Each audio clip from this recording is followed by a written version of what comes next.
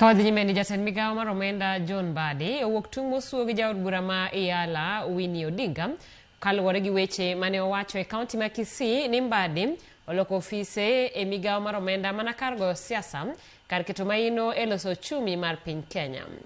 Mbadi mane loso e gweng' ma Got Kojowi e kar chung'od bura Mandhiwa e kinde mane oyawo ayanga gedo mar apaya ma Got Kojowi kochomo Sogo Otati ne okoni Winnie onge kod thoche kata lony moro amora ma onyalo nyisego kaka onego taa tijene e migao mar omenda e pacho ka. Mbadi okwedo mokalo Winnie Odinga kowacho ni lony mosebedo godo e sirikal kod lemo mopogore ma osemako e bunge mar piny Kenya. Winnie ok nyal chope ka onyise mondo wuog oko mar laro lemo mar siasa e yiero mabiro.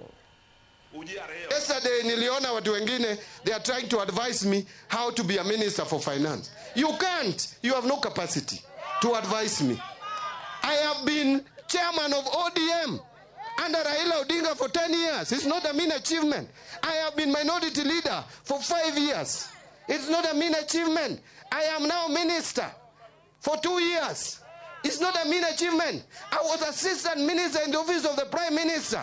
It's not a mean achievement. You can't come from nowhere to start advising me. First, seek an elective position. Be elected.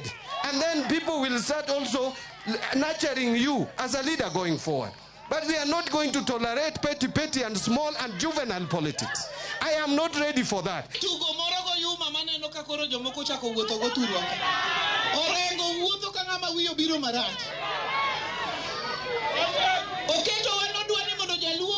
Broad-based government kamana gwabonya lego wewani.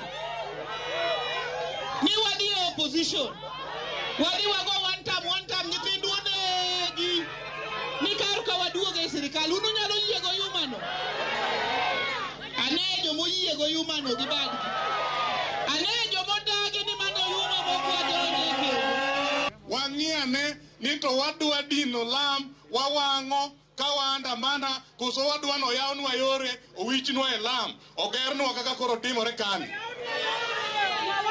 nikech jomoko pod aneno kokasu gi weche manono ni wan wadagi wan wadwaro lokruok wan wasiko wadwaro lokruok makata wan kuma bero chako neno to wasiko mana ni wadwaro lokruok kare en lokruok ang'o mwadwaro joduo.